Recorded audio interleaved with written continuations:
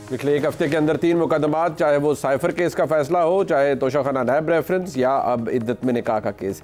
तहरीक इंसाफ के बानी चेयरमैन के पास या उनकी अहलिया के पास क्या कानूनी गुंजाइश है? ये मुकदमात किस तरह से पैन आउट करेंगे? सियासी इम्प्लीकेशंस तो हमने डिस्कस कर ली। कानूनी ऑप्शंस पे बात कर लेते हैं। हमारे साथ मौजूद हैं सुप्रीम कोर्ट ऑफ पाकिस्तान जनाब अहमद अवैस साहब, इमरान खान साहब के वकील भी रहे हैं, बहुत शुक्रिया आपका। जनाब जहांगीर जदून साहब माहिर कानून है और साबिक एडवोकेट जनरल इस्लामाबाद है, आपका भी जहांगीर जदून साहब बहुत शुक्रिया। अहमद अवैस साहब, सबसे पहले अगर हम मेनली बात की जाए केसेस के हवाले से, तो जैसे अब आज फैसला आया ये इद्दत में निकाह वाला, पहले भी 2 फैसले आ चुके हैं, ऑप्शन क्या है कानूनी तौर पर इमरान खान साहब के पास या उनकी अहलिया के पास? बिस्मिल्लाहिर्रहमानिर्रहीम। देखिए, तीनों केस आप क्योंकि माशाल्लाह खुद बैरिस्टर हैं, कानून की तमाम जो उतार चढ़ाव है उसको समझते हैं, अदालती मामलात से वाकिफ़ हैं। ये फैसले जो हैं, आप देखिए कि कोई ट्रायल मुकम्मल हुआ है आर्टिकल 10A के टच स्टोन के ऊपर किसी एक केस को आप कह सकते हैं कि ये जो है इसने कॉन्स्टिट्यूशन की और आइन की रिक्वायरमेंट जो है और कानून की रिक्वायरमेंट जो है वो पूरी की हुई है इस ट्रायल के अंदर? तो आंसर इज नो। ठीक, एक को कहीं पे 342 की स्टेटमेंट रिकॉर्ड करने का मौका नहीं दिया गया, कहीं उसको डिफेंस का मौका नहीं दिया गया, कहीं डिफेंस काउंसिल जो है वो प्रोसिक्यूशन ने प्रोवाइड कर दिए और वो हेस्ट के अंदर कहा कि जी आज ही रात को फैसला होना है। बात आप देखिए, सवाल ये पैदा होता है कि ये कौन है जो सबऑर्डिनेट जुडिशरी को ये तीनों ट्रायल कोर्ट्स के फैसले जो हैं वो रात 10 12 बजे तक अदालत में बिठाए रखता है और मजबूर करता है कि यहाँ से उठना नहीं है तुमने। ये कौन सी ताकत है? क्या चाह रहे हैं पाकिस्तान में, क्या करना चाह रहे हैं? नेकेड डेस्पोटिज्म तो आ चुका है यहाँ पर। नेकेड आप देखिए, जब एक तरफ से इस अंदाज के अंदर मामला चलेंगे तो आप देखिए कि क्या होगा। ये तो पेंडुलम है, आज इधर है कल ये उसका एब्सोल्युटली ये मैं करेंगे। बिल्कुल ठीक है। ये अगर मैं इसको जरा थोड़ा सा आगे ले जाऊं, जहांगीर जदून साहब, ये बहसियत वकील, जारी बात है हम आप लोगों से सीखते हैं, अहमद अवैस साहब हमारे उस्ताद हैं, आपसे हम सीखते हैं। मुझे बताएं कि ये आपने ट्रायल्स भी देखे, सब कुछ देखा है, जिस तरीके से ये सिलसिला चल रहा है, एक तो बड़ा ख़तरनाक प्रेसिडेंट सेट हो रहे हैं, साथ जो केस आज आया जिसका फैसला आज आया, ये बड़ा डैमनिंग है, रादर बड़ा डैमेजिंग है for the institution of marriage also, कि आप घर तक पहुंच गए। ठीक है, सबका शौहर कंप्लेनेंट है इसके अंदर, बिल्कुल ठीक है, सबका शौहर कंप्लेनेंट है और उन्होंने कहा कि जी ये इद्दत में निकाह हुआ और जो फैक्ट्स उन्होंने बयान किए वो काफ़ी मतलब ऐसे हैं, उनके अंदर काफ़ी मवाद है। जिस तरीके से ट्रायल हुआ, क्या वो इस सारे प्रोसेस की क्रेडिबिलिटी के ऊपर सवालिया निशान नहीं उठा रहा, या क्रेडिबिलिटी की अहमियत कम हो जाती है जब हकायक मजबूत हो? आपका क्या टेक है सर? सबसे बड़ी बात ये हम एज ए वकील हमें एडमिट करना चाहिए कि पाकिस्तान के अंदर जो पॉलिटिकल लोगों का ट्रायल होता है, चाहे जिसका भी हो, ये नहीं, ये कोई एक्सेप्शन नहीं कि इनका आज ट्रायल हो रहा है तो सारी अदालतें में बैठ गई हैं, सब कुछ फना हो गया। ये तो पाकिस्तान की हिस्ट्री है पिछले 76-70 साल की, कि जब भी किसी पॉलिटिकल लीडर का ट्रायल हुआ है तो उसका जो ट्रायल कोर्ट होती है वो इंडिपेंडेंट नहीं होती। इसमें कोई दो राय नहीं, कोई बहस करना चाहता है कर ले, जितनी मर्जी है बहस कर ले।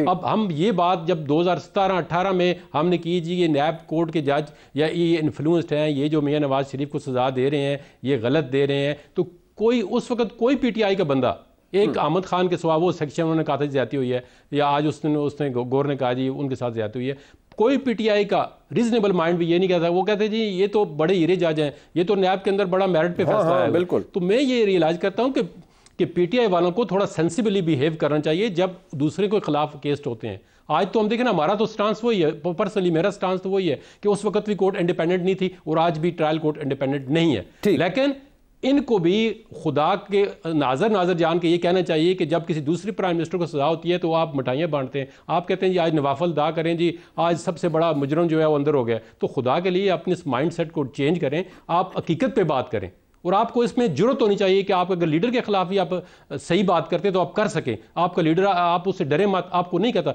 मुझे तो आज दिन तक किसी ने कहा जी आप अगर मेरिट पे बात की आपने गलत की है।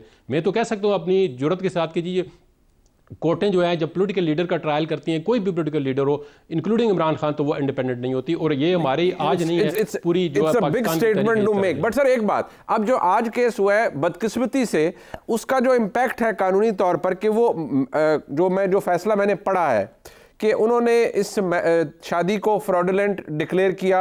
उन्होंने कहा जी कि वो जो उनका निकाह हुआ था वो गैर शरई है, इल्लीगल है। उसका डायरेक्ट इम्पैक्ट ये आता है एज अ कॉन्सिक्वेंस के वो एग्जिस्ट नहीं करता मैरिज, या वो निकाह एग्जिस्ट नहीं करता। तो कानूनी ऑप्शन क्या है तहरीक इंसाफ के चेयरमैन के पास? जहांगीर ज़ैदून साहब पहले आप बताइएगा, फिर मैं अहमद अवैस साहब के पास जाता हूँ। जहांगीर ज़ैदून साहब पहले आप बता दें। ये देखिए, मैं तो इस बहुत माजरत के साथ मैं इस केस से मुझसे सवाल पूछे कि काफ़ी जब से केस चला था मैंने किसी का जवाब नहीं दिया। देखिए ना, अगर उन्होंने और केस बना दिए तो ये ज़रूरी नहीं था कि आप उनके अंदर जो है बेडरूम का भी केस बनाए, आप अंदर घुस जाएं, और ये बहुत बड़ा मतलब है बिलो द बेल्ट केस बनाया गया। मैं इस पर कोई कमेंट्स भी नहीं कर चाहता। और मैं क्योंकि बाकी केस आप बना रहे हैं 14 साल सजा दे रहे हैं, चाहे वो झूठे हैं सच्चे हैं, 10 साल दे रहे हैं, 7 साल दे रहे हैं, तो क्या एक औरत खुद कहती है कि मेरा, चाहे वो गलत ही कह रही है। देखें ना, देखें हमारे पास कितनी फैमिली केस आते हैं, बाज़ औक़ात जो है वो चाइल्ड उसके उस पे पैटर्निटी के होते हैं, जो है इशू बन जाते हैं, कोई रिकग्नाइज नहीं करता, कहता है जी मेरा बेटा बेटी नहीं है। लेकिन अदालतों ने कहा है कि जब प्रॉपरली वेड लॉक होता है तो उसके अंदर जो भी बच्चा पैदा होता है वो उन्हीं का होता है, कोई दूसरा बंदा क्लेम नहीं कर सकता। इस तरह हमने एक फैमिली को, एक मैरिज सिस्टम को बचाना होता है। कोर्टों ने आज तक यही कोशिश की है कि जो फैमिली लाइफ होती है उसको प्रोटेक्ट किया जाता है। लेकिन माजरत के साथ ये जो फैसला दिया है, ये मेरे ख्याल में तो ठीक नहीं है, और ये भी किसी दबाव का ही नतीजा है। अहमद अवैस साहब, कानूनी ऑप्शन क्या है कि इसको फौरी तौर पर इस फैसले को मुअत्तल कैसे करवाया जा सकता है, ये जो आज आया है जी इद्दत में निकाह वाला? देखिए, मुअत्तल तो खैर इसकी हाई कोर्ट ही में ये इसकी जो होगी ना, हाई कोर्ट में जाना होगा। लेकिन मैं आपको एक बात थोड़ी सी बता दूं। जी सर।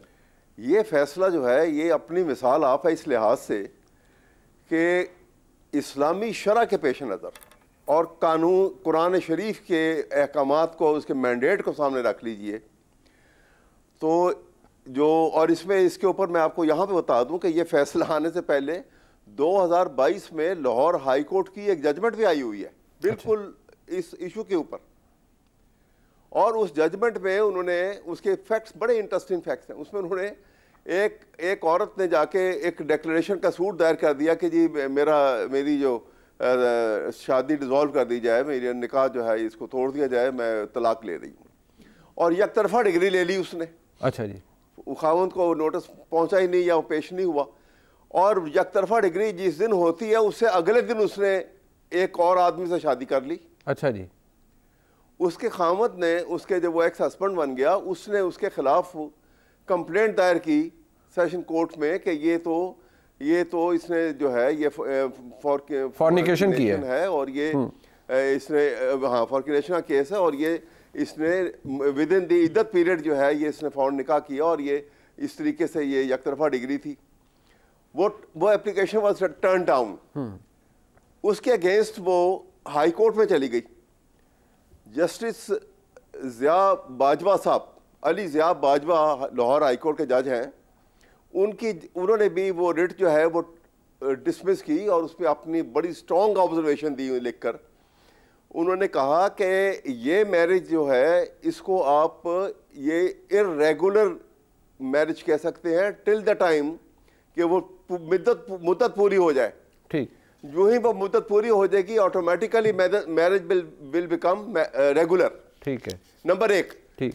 यहाँ पे सूरत हाल ये है कि ये 6 साल के बाद जी, देखिए उस इद्दत के पीरियड के पूरे होने के, शादी होने के 6 साल के बाद एक्स हस्बैंड आके ये कंप्लेंट कर रहा है। आप सोचिए तो सही। और कुरान शरीफ के मुताबिक ये ही is liable to be punished.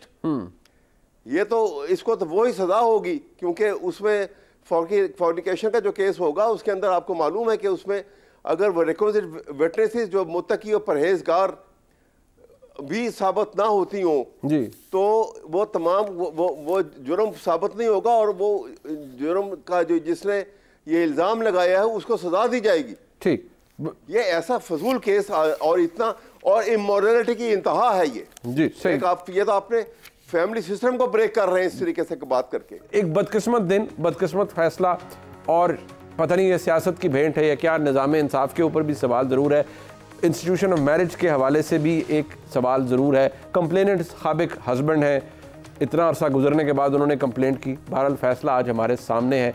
तकलीफ दे दिन है पाकिस्तान की सियासत में, और कोई इस पर बगलें बजाने का या इसको अप्रीशिएट करने का तो कोई तुक ही नहीं बनता।